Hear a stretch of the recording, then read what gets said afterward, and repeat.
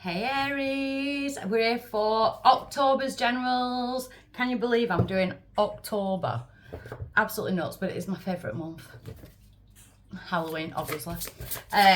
So these will be extended. If you resonate with this reading, you want the extended, any bonus readings that I'm going to be putting on there, the Patreon link is in the description. I can't even talk. Description box below.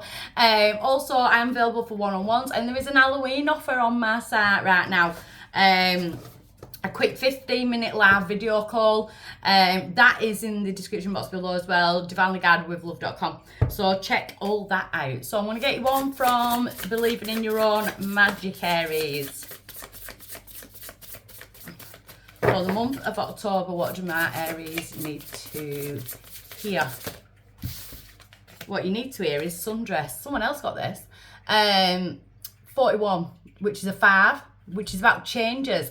If you look at the card though, it's actually winter, it's snowing, and she's in a sundress, so she's going to stand out. Do you know what I mean? So even in the cold, you can bring the warmth in. Do it for you. So in October, there's something that needs to be done for you. It could be in a sense of standing out. It could be about bringing the warmth back in, finding the home, the warmth within yourself, even though we are in the colder months, especially in the UK. So I'm going to dive straight in. Sorry, I'm a bit lapsy today. My cards aren't even in right order on my desk. So Aries, and I'm actually filming this on your full moon on the 29th of September. So this full moon is actually like proper whapping everyone. I've had so many inboxes, and myself, I've been really, yesterday I was really poorly. I thought it was going to last for days. I had to take a day off work. And this morning I've woke up like a new person. It's absolutely crazy. Definitely a lot of releasing going on. So let's have a look for the month of October for my Aries. In the extended, I clarify each and every card to go deeper into the reading. The past, the present, and the future, what is to come. So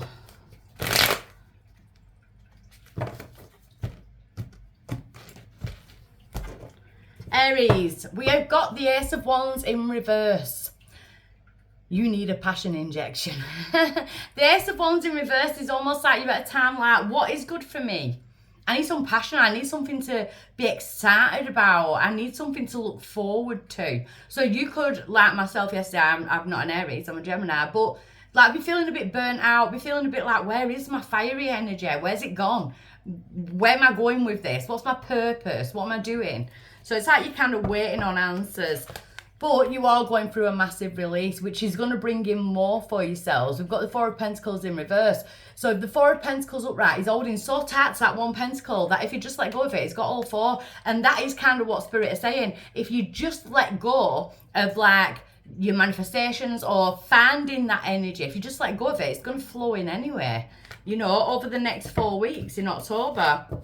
Because what's costing that energy is the Ace of Cups. And I feel like with the sundress, it's about pouring all that love, that warmth and that heart energy into yourself. Your challenge is like kind of loving yourself, and then everything starts to come in. Could be dealing with a Pisces, Cancer, Scorpio. You may have water in your chart. Always check your sun, your moon, rising and your Venus. I know I always bang on about it, but it is important.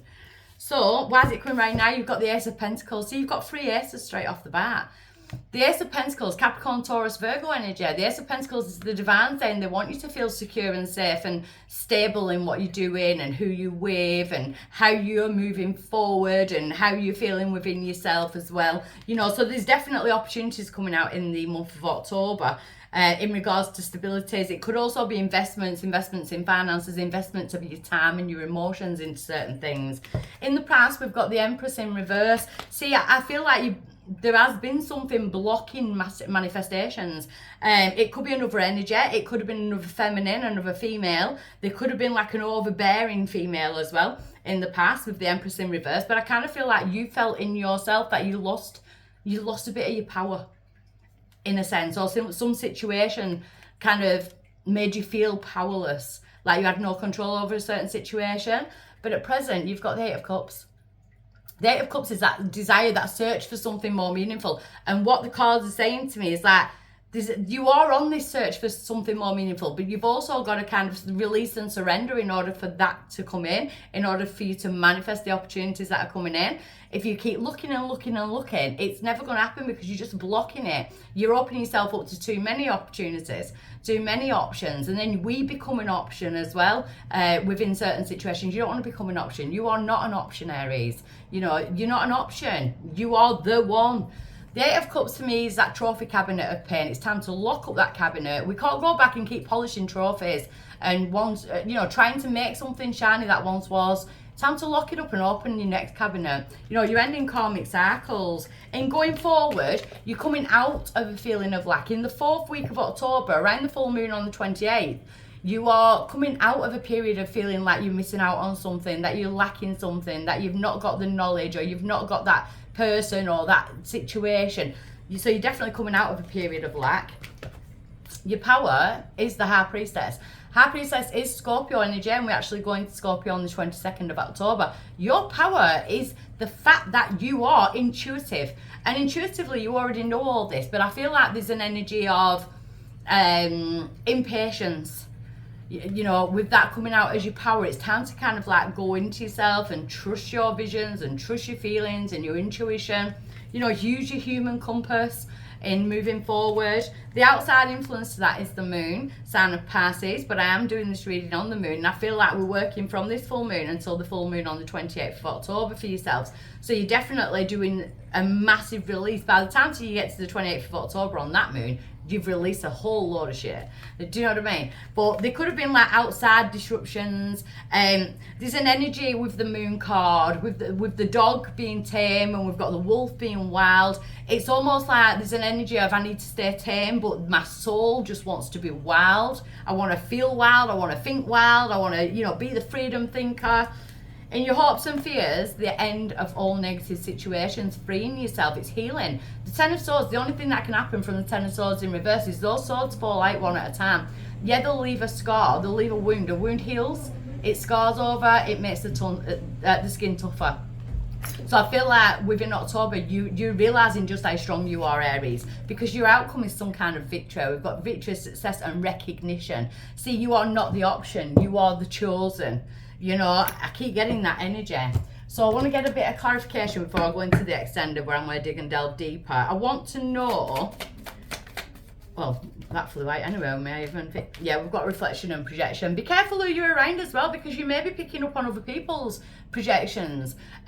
Make sure that when you're looking in a mirror, you're not seeing what other people have kind of projected onto you.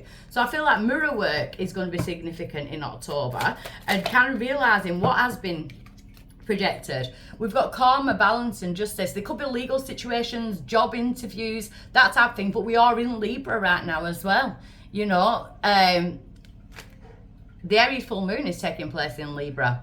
I feel like the weeks of Libra leading up until the 22nd is where you're actually getting your shit together and you're putting it together. By the time we've hit the 22nd and we're going to Scorpio, it's like boom, intuitive. So I want to look at the Eight of Cups, that search for something more meaningful, please. Higher self-activation.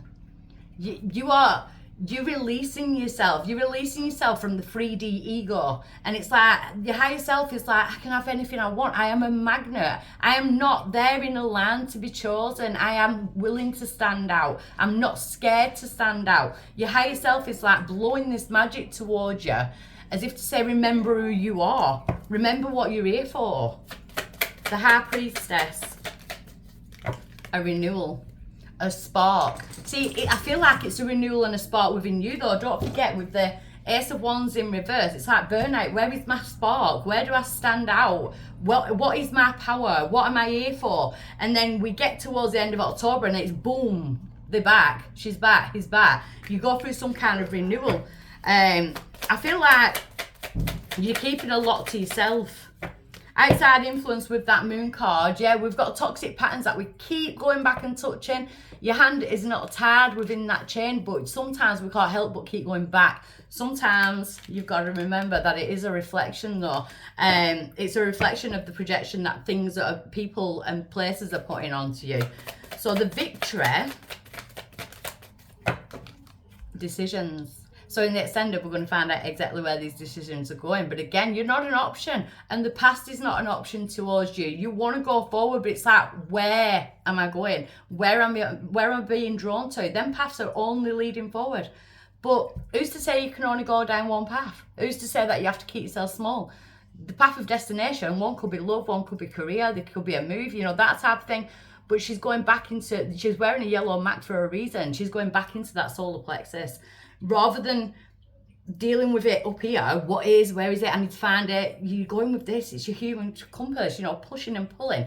So if this is where I leave you, I'll leave you with lots of love. And if I'm meeting you on the extended, I shall see you off there now. Bye.